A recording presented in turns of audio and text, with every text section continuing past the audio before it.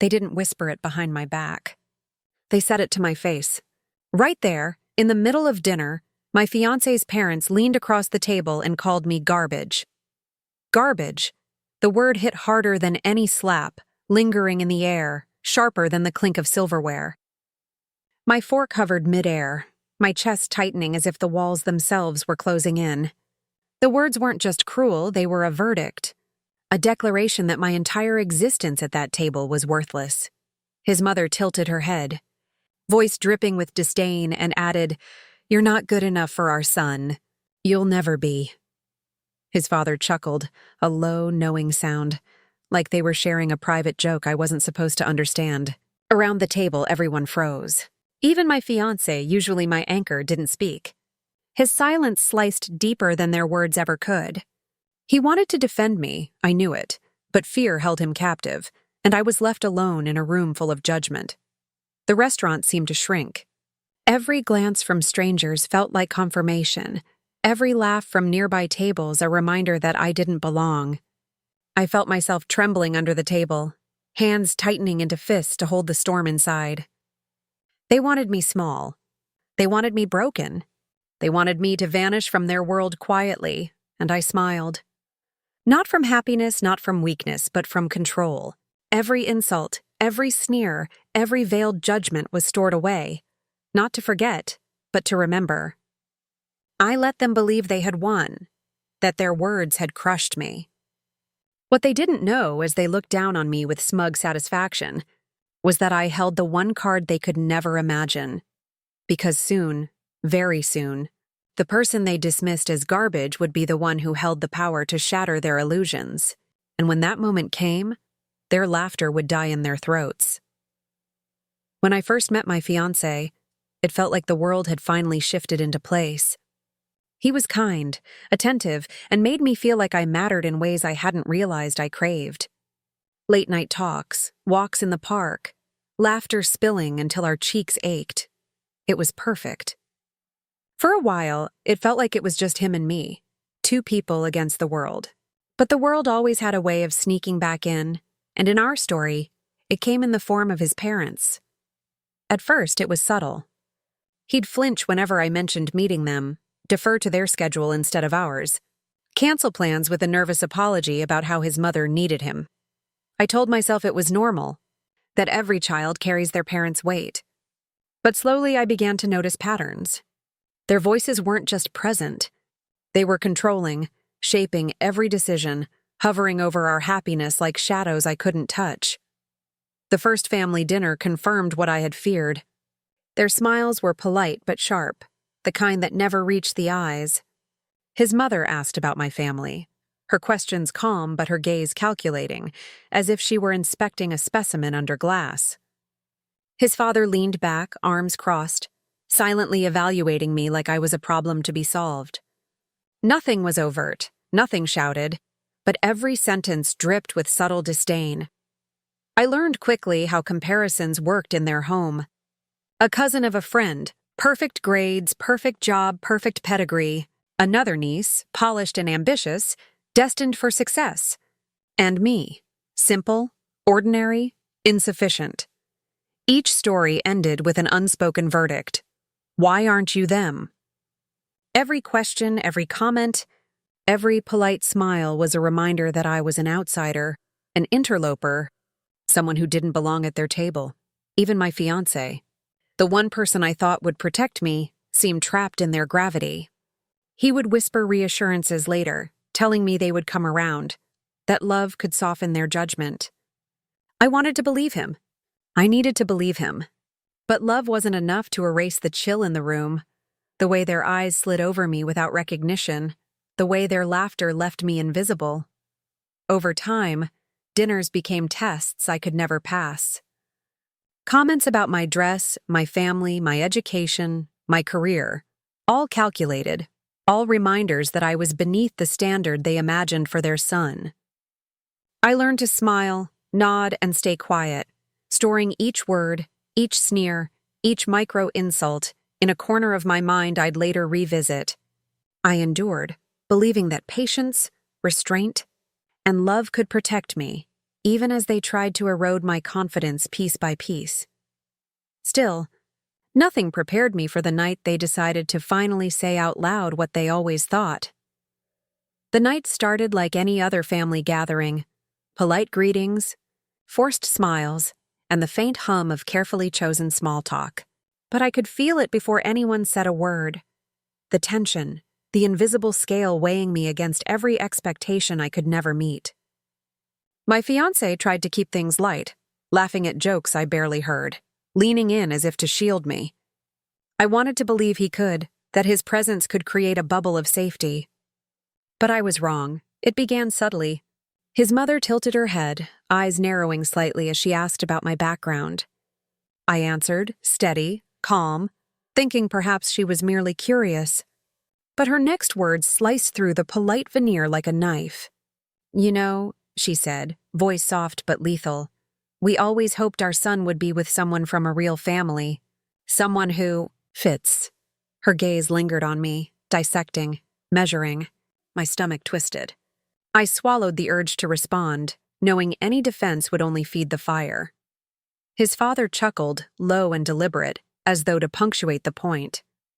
"It's not personal," he said, "but you understand, don't you? Not everyone is built for this life. Some people just aren't. Garbage." That word didn't come this time in polite disguise. It hung between us, heavy and undeniable. I felt it scrape against my ribs, pressing me into the chair, as if the world itself was confirming their verdict. I glanced at my fiancé. His eyes were wide, flickering between me and his parents. I could see the conflict inside him: loyalty fighting fear, love battling the weight of years of parental control. He opened his mouth, probably to defend me, but the words never came. Instead, he looked away, the hesitation a physical wall separating us. I realized in that instant that I was completely alone. Alone in a room full of people who should have been family. Alone in a space that felt designed to strip me of every shred of confidence I had. The rest of the evening became a slow, grinding humiliation. Every comment from his parents, every laugh, every subtle comparison to the niece who had gone to Harvard, the cousin who married into wealth, reinforced it. I was invisible, inadequate, not enough. Their words weren't loud, but they were sharp, each one landing like a carefully aimed dart. Every smile I offered was returned with a polite tilt of the head, a glance that said, "You don't belong here." I could feel heat rise to my face, but I held myself still. I listened, I nodded, I smiled. Outwardly calm, inwardly burning. I had learned long ago that reacting would only confirm their control. I had learned that restraint was my shield, and silence my weapon. And yet, the sting of that night, the knowledge that even the person I loved most couldn't protect me, cut deeper than any previous insult. For hours, I endured the psychological assault. I watched my fiancé shift uncomfortably in his seat, torn between honoring me and fearing his parents' wrath. I felt the space between us widen, a chasm carved by cruelty and expectation. Their laughter echoed in my mind long after each comment, replaying like a relentless tape. And I knew then that there would be no acceptance, no softening, no change of heart. By the time the evening ended, something inside me had shifted. The humiliation was complete, the verdict irreversible. And in that silence, a decision crystallized. I would no longer be a victim of their judgment. I would no longer endure their sneers in quiet despair. They wanted to see garbage? Fine. They would see garbage, but not the kind they imagined. They would see what I was capable of, the power I had hidden all along. That night, while they laughed at my expense, I made a decision. If they wanted to see garbage, I'd show them exactly what I was capable of. The days after that family gathering were worse than the night itself. Each encounter, each phone call, each email carried the same undercurrent: a quiet dismissal, a subtle superiority. Wedding plans, which should have been a shared joy, became another battlefield. Every suggestion I made was scrutinized, twisted, or outright ignored. Invitations I submitted for approval were returned with notes suggesting more appropriate alternatives. Never mind that what I had chosen was elegant, thoughtful, and in line with our vision. Their authority, they made clear, was absolute, and I was simply a guest in a world that wasn't mine. Dinner conversations became exercises in endurance. His mother, perched at the head of every table, offered opinions disguised as advice. "I think the flowers should match the ones at my cousin's wedding," she said one night, ignoring the fact that I had already arranged a completely different scheme. "It's about standards," she added, the word a knife. His father leaned back in his chair, nodding, his approval a silent weapon, reminding me that their control extended far beyond the gestures of cruelty I had endured before. I smiled politely, of course, hid the anger that burned under my skin, and kept my words measured. Every interaction became a puzzle, a minefield I needed to navigate, not because I lacked confidence, but because I was learning. I was observing. Behind the facade of submission, my mind was far from idle. While they believed I was crushed, I was quietly noticing things they overlooked. Their arrogance was a pattern, their overconfidence a weakness.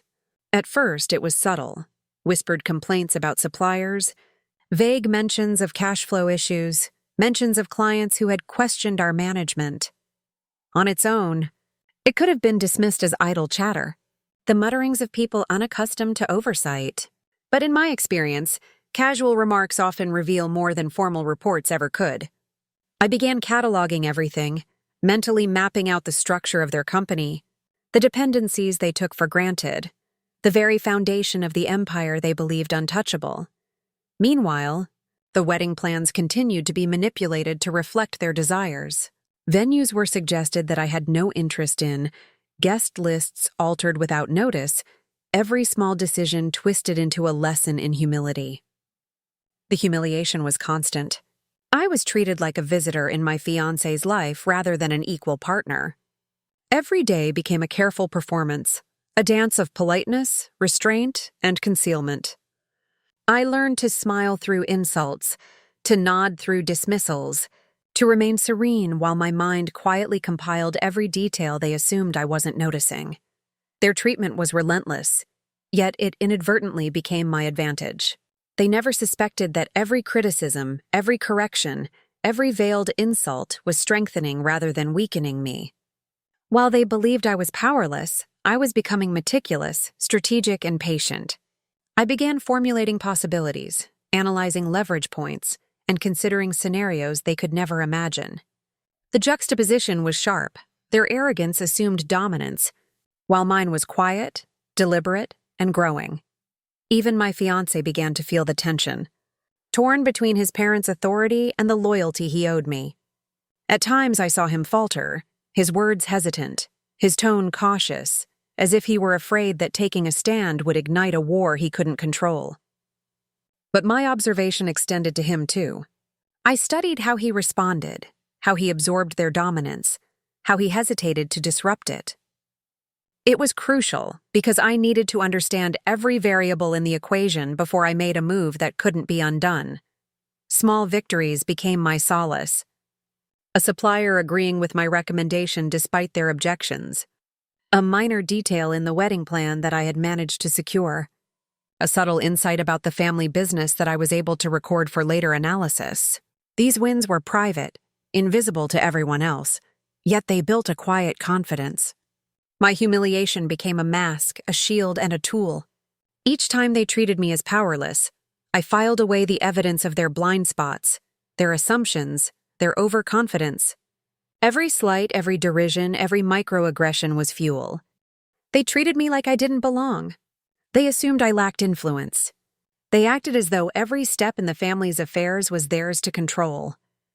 But each cruel word, each condescending glance, each forced correction only sharpened me. They didn't see the transformation because they never thought to look beyond their immediate pleasure in belittling me. They didn't notice that the girl they dismissed as an outsider was quietly constructing a framework of insight, a mental map that would later become a weapon. By the time weeks passed, the dynamic had solidified. Outwardly, I remained the compliant fiancé, polite, accommodating, never retaliating in the moment. But inwardly, I had become strategic, calculating, patient, and perceptive. Their cruelty was no longer just humiliation. It was data. Their arrogance was no longer just insult. It was opportunity. And each day, with every dismissive remark or undermined suggestion, I grew more certain that the scales would eventually tip. They thought I was powerless. But every cruel word only made me sharper. The engagement party should have been a celebration. Lights twinkled across the room, music floated softly in the background, and friends and family mingled with polite chatter. In theory, it was a night of joy, of promise, of new beginnings. But I knew from the moment we arrived that this evening would not be mine. His parents had arrived early, perfectly polished, their smiles sharp, their eyes calculating. They were here not to celebrate, but to dominate, to assert control over every detail and over me. At first, it was subtle. Comments about the flowers. Are you sure these colors are appropriate? Remarks about the table settings. We could do better. And side glances at my outfit that carried the unspoken judgment I had grown accustomed to. I smiled politely, reminded myself to stay calm. I could endure, I could tolerate. I had endured before, but then it escalated. A distant cousin mentioned my family in passing, remarking on their modest background and my mother's sacrifices. My fiancé's mother laughed, not lightly, but with that sharp edge that cuts deep, and said loud enough for half the room to hear, "Well, you know, some people just come from nothing. It's a wonder they manage it all." Her eyes met mine, and I saw the mockery dance in her gaze. His father leaned in to confirm, smiling smugly. "Our son deserves someone from a real family, someone who can match the life he's born into." Garbage. Just like that, repeated and confirmed in front of everyone, the room blurred. I could feel the heat in my face, the tremor in my hands, the pulse in my temples, pounding with a mixture of humiliation and rage. Guests shifted uncomfortably, unsure whether to intervene or pretend nothing had happened. My fiancé froze, his hand hovering over mine, caught between loyalty and fear, paralyzed by their dominance. And there I was, exposed, naked in the judgment of not just his parents, but an audience that had never truly been mine.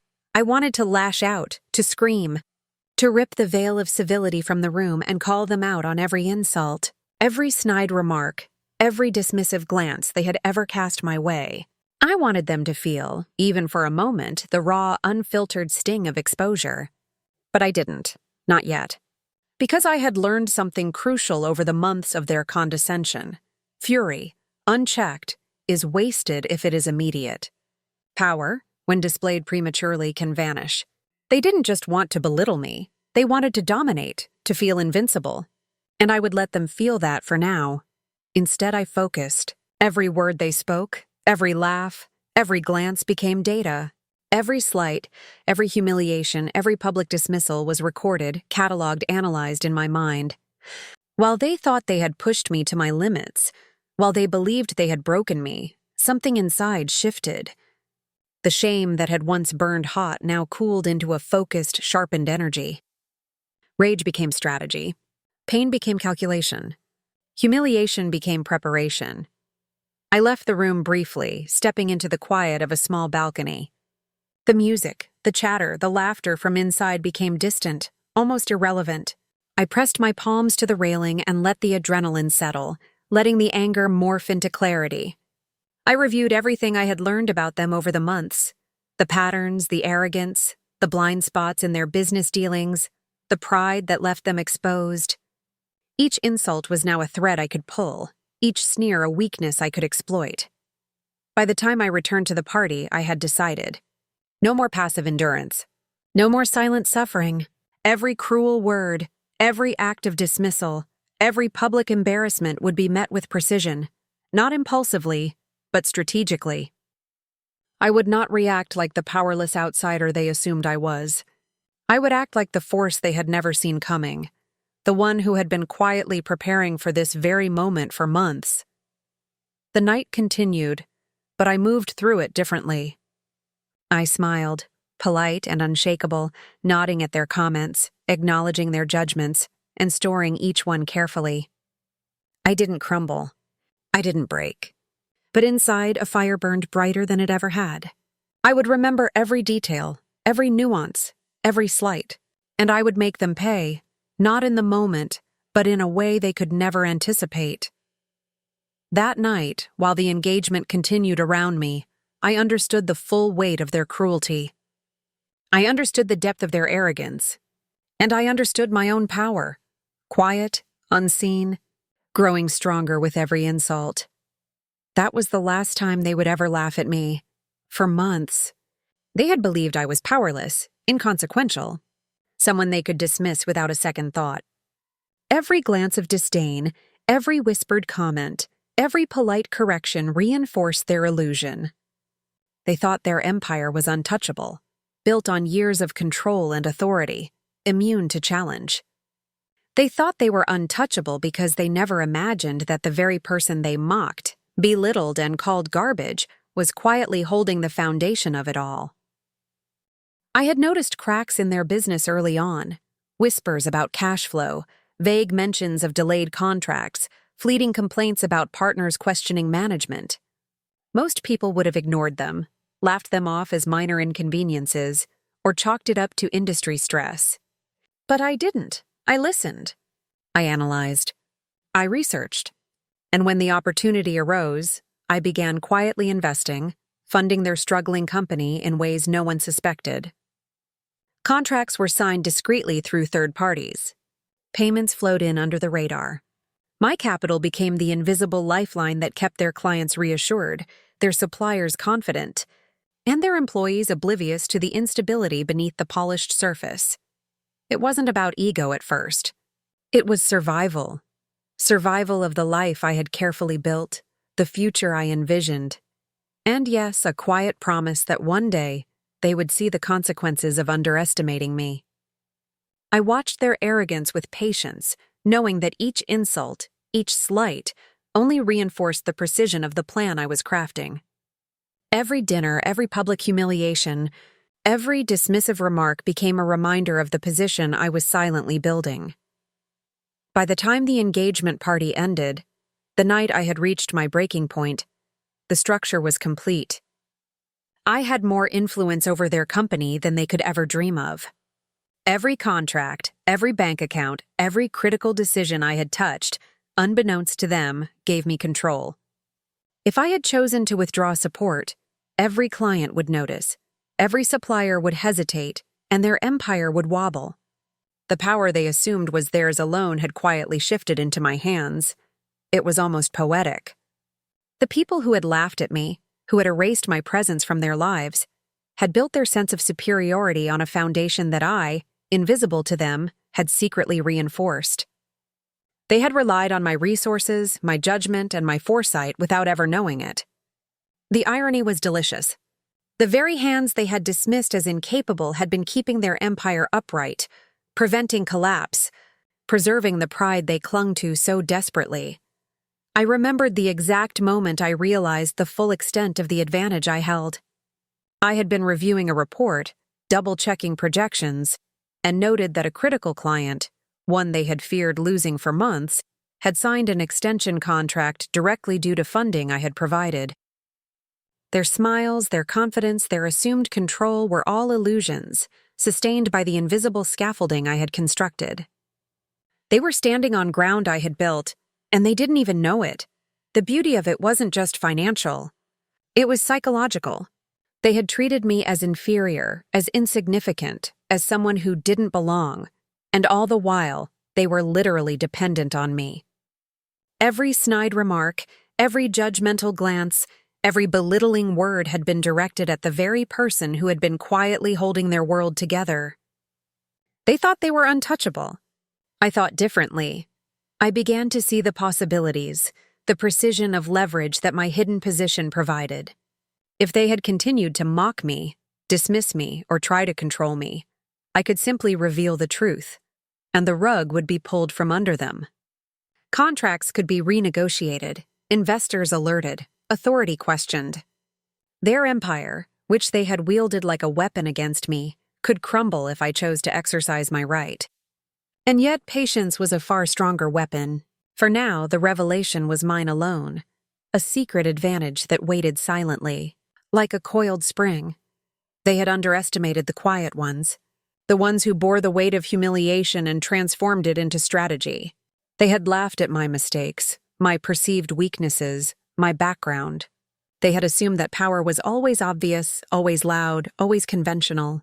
They had ignored the subtle accumulation of influence, the kind that doesn't announce itself in boardrooms or banquets but exists in contracts, investments, and silent authority. It gave me a strange satisfaction, a quiet, almost private victory that I could savor. Every glance of condescension they had offered, every public slight, every comment about how I didn't belong, had inadvertently strengthened the one position they never suspected. They had created their own blind spot, a vulnerability born of arrogance and overconfidence. And I had walked right through it, invisibly, deliberately, and perfectly unnoticed. By the time I sat across from them at the next dinner, I could almost see their ignorance shining like a beacon. They were unaware that I held the ultimate power. They had laughed at me, demeaned me, called me garbage, and yet everything they had built rested on my decisions, my investments, my foresight. And the thought of it, that they had built their world on the very hands they had scorned, brought a sense of inevitability to the revenge I had been cultivating in silence. Garbage. If only they knew their empire sat in my hands. The day of the board meeting had arrived, but it was no ordinary meeting. It was billed as a routine quarterly review, a chance to reassure investors and staff about the company's trajectory. The conference room was pristine, sun streaming through the floor-to-ceiling windows, the air thick with expectation. My fiancé's parents arrived early, perfectly composed, radiating the authority they had wielded over me and everyone around them for years. They smiled, their confidence a mask that concealed any hint of insecurity. They believed this meeting would be another demonstration of their dominance, another stage to assert the empire they had built, and, by extension, to humiliate me if opportunity allowed. I arrived last, serene, composed, the smile I wore polite but calculated. I had prepared for this moment for months, every detail reviewed, every contingency accounted for. When they spotted me entering the room, I saw a flicker of surprise, brief, subtle, but unmistakable. They hadn't expected me here as an equal participant, much less someone whose authority could influence the very outcomes they held so dear. The meeting began with their usual bravado. My fiancé's father started by highlighting recent successes, painting a picture of stability, confidence, and control. He gestured toward charts, client lists, and projections as if these numbers alone could intimidate anyone into submission. His mother nodded approvingly, every smile polished, every comment carefully measured. I listened, quiet at first, allowing them to bathe in the illusion they had maintained for so long. Then I spoke, a simple, calm statement. I'd like to review the funding allocations for the past quarter. There was a pause, sharp, uncomfortable. They assumed I was asking out of curiosity, politeness, or perhaps naive interest. But the room was mine. Every document, every contract, every line item I had quietly funded, invested in, and managed was now laid before them. Their gasps, subtle at first, then more pronounced, filled the room. I detailed each investment, every discrete contract that had kept their most important clients reassured, every transfer that had stabilized cash flow, every contingency plan I had executed without their knowledge. Charts that had been presented as their achievements were quietly reframed to show the invisible hand behind them. My hand. The weight of truth began to settle in the room. Their empire, the pride they had wielded like armor, had been dependent on the very person they had dismissed as garbage. The shock on their faces was visible. Their composure, meticulously constructed over decades, faltered. The smug smiles, once so assured, wavered. My fiancé's mother opened her mouth, but no words came. My father-in-law blinked repeatedly, as if trying to unsee the proof laid bare before them. Every insult, every slight, every public dismissal now hung in the air like a confession they could not deny. And then my fiancé stood. For months he had watched, hesitated, and faltered. For months, he had allowed fear of his parents' wrath to silence him. But today was different. Today, he finally took a stand. He stepped forward, placing a hand over mine, and addressed his parents directly.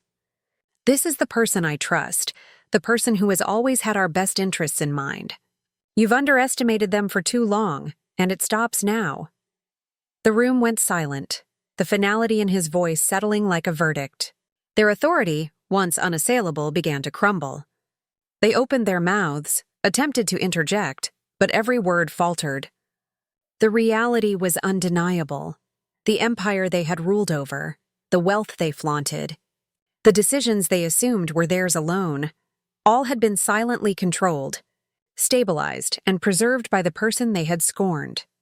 I felt a quiet satisfaction, a slow, steady sense of vindication. This wasn't about vengeance through humiliation, but revelation through truth.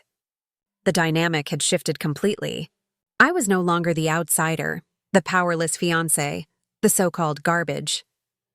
Every glance, every gesture, every authority they had assumed was now illuminated for what it truly was, dependent on me. As the meeting continued, I presented further details: legal power, contractual authority, and financial leverage that gave me control over critical aspects of the company. Each revelation was measured, deliberate, leaving no room for doubt. The parents' attempts to regain composure only highlighted their loss of control. Their arrogance, so carefully cultivated, was now a liability they could not mask. By the end of the session, the contrast was undeniable. I stood calm, composed, authoritative. They sat flustered, disoriented, humbled. The balance of power had shifted, and the room bore witness. It was no longer a question of my worthiness. I had become the force they had always ignored, underestimated, and dismissed. For the first time in years, the room was theirs no longer. My fiancé at my side radiated pride and conviction, and together we presented a united front.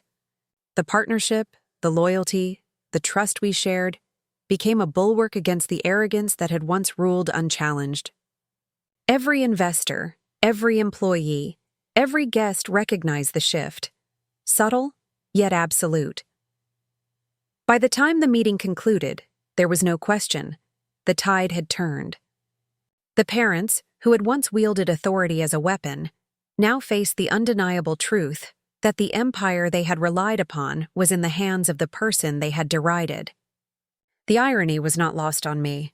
Every insult they had thrown, every dismissal, every claim of my inadequacy, had only sharpened my resolve, strengthened my position, and prepared me for this exact moment.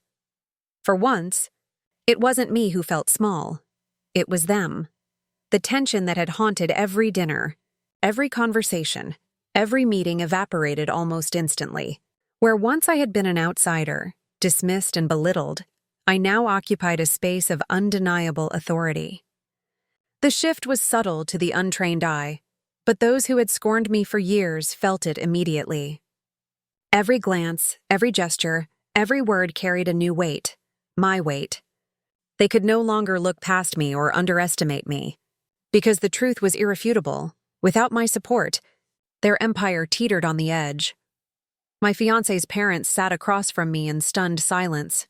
Their carefully maintained composure cracked. The same people who had sneered, who had dismissed my background, my family, my worth, were now forced to acknowledge what they had ignored for too long. I didn't gloat. I didn't relish vengeance in the traditional sense. I simply exuded calm control, letting the power of truth speak louder than any insult ever could. Every decision I had made, every strategy I had executed in silence, had culminated in this moment of clarity and justice. Dinner tables, once arenas of subtle humiliation, became spaces of acknowledgement. My opinions were no longer suggestions to be weighed against their arrogance. They were directives they had no choice but to respect. The arrogance that had once filled their words was replaced with careful consideration, their smiles polite, measured, cautious. They were learning finally that power is not always loud, and respect is not always demanded. Sometimes it is commanded quietly, invisibly, and absolutely. It was satisfying to watch them navigate this new reality. A suggestion I made about a company strategy, previously dismissed, was now met with nods and inquiries. A minor correction to a contract that would have previously sparked derision was accepted without hesitation. Their authority had not vanished entirely, but it had been recalibrated, realigned under the truth they could no longer deny. They were learning that the person they had scorned controlled the very foundation they had assumed was theirs alone. My fiancé, finally free from the invisible pressure of his parents' dominance, stood proudly at my side. He no longer wavered, no longer hesitated, no longer deferred to their judgment over ours. Together we presented a united front, a partnership grounded not in fear, not in obligation, but in mutual respect and recognition of the truth. It was empowering, not just for me but for him as well. The dynamic that had long defined his life shifted in a single transformative moment, and he embraced it fully. The parents, for all their previous arrogance, were forced to reckon with reality. Their reliance on me, the person they had once called garbage, was undeniable. Every decision, every projection, every client relationship that had flourished in the past months had been guided by my invisible hand. They could no longer dismiss me, mock me, or undermine me without risking consequences that were now painfully tangible. Respect, not fear, became the currency that now governed our interactions. What made the empowerment so profound was not the ability to punish, but the ability to choose restraint. I could have exposed every secret, magnified every past insult, and made them squirm under the weight of their own hubris. But I didn't. I had accumulated power quietly, decisively, strategically, and with it came the wisdom to wield it judiciously. Poetic justice had been served not through cruelty, but through undeniable competence and calm authority. The lesson was clear, and it required no words. The person they had demeaned held the keys to their future, and that truth alone commanded respect. As the weeks unfolded, interactions transformed from tense performances to cooperative dialogue. Their tone shifted, softened, no longer dripping with condescension. They asked questions, sought guidance, and listened, truly listened, for the first time in years. Every word I spoke carried weight. Every suggestion was considered. And though I could feel the echoes of past humiliation, I no longer carried them as wounds, but as proof of the strength I had forged in silence. They called me garbage, but garbage doesn't hold the keys to your future, and I did. Sitting quietly after the whirlwind of confrontation and resolution, I couldn't help but reflect on the journey that had brought me here. The memory of their laughter, their sneers, and the sharp sting of humiliation was still vivid, but it no longer held power over me. Every cruel word, every subtle insult, every dismissive glance had been a catalyst, forcing me to observe, to calculate, and ultimately to act. What once felt like unbearable pain had been transformed into strength, precision, and confidence. My fiancé, once hesitant and constrained by fear of his parents, had grown alongside me. He now stood with conviction, fully present in our partnership, no longer tethered by their approval. Our relationship had shifted, strengthened by the trials we had endured together. Mutual respect and trust had replaced doubt and hesitation. Together, we had redefined the balance of power, not just in our lives, but in the very family structure that had sought to marginalize me. As for his parents, the lessons were harsh but undeniable. Their arrogance and dismissiveness had been confronted with truth and strategy, leaving them humbled, careful, and no longer able to assert dominance as they once had. They had underestimated me at every turn, and in doing so, had revealed the vulnerability inherent in their pride. I realized then that betrayal, exclusion, and humiliation, as painful as they had been, were necessary to awaken the strength I had long carried but never fully exercised. The journey from being called garbage to holding the very foundations of their world had been transformative. A reminder that power often grows quietly, unseen, and that resilience can be the sharpest tool of all. And that's how the story turned. From rejection to revelation. I've shared my story, Every insult endured, every slight catalogued, every moment of quiet calculation that led to this turning point. It wasn't easy, and the pain of being dismissed, underestimated, and humiliated still lingers. But it also taught me that strength often grows in silence, and that resilience can transform even the deepest betrayal into empowerment. Now, I turn the question to you. What would you have done if the people who mocked you depended on you all along? Could you have turned humiliation into power, or would you have let it define you? What would you do if this happened to you? Comment below. I'm curious to hear your thoughts. Thank you for watching. If you like this video, don't forget to click the like button and subscribe for more. See you in the next video.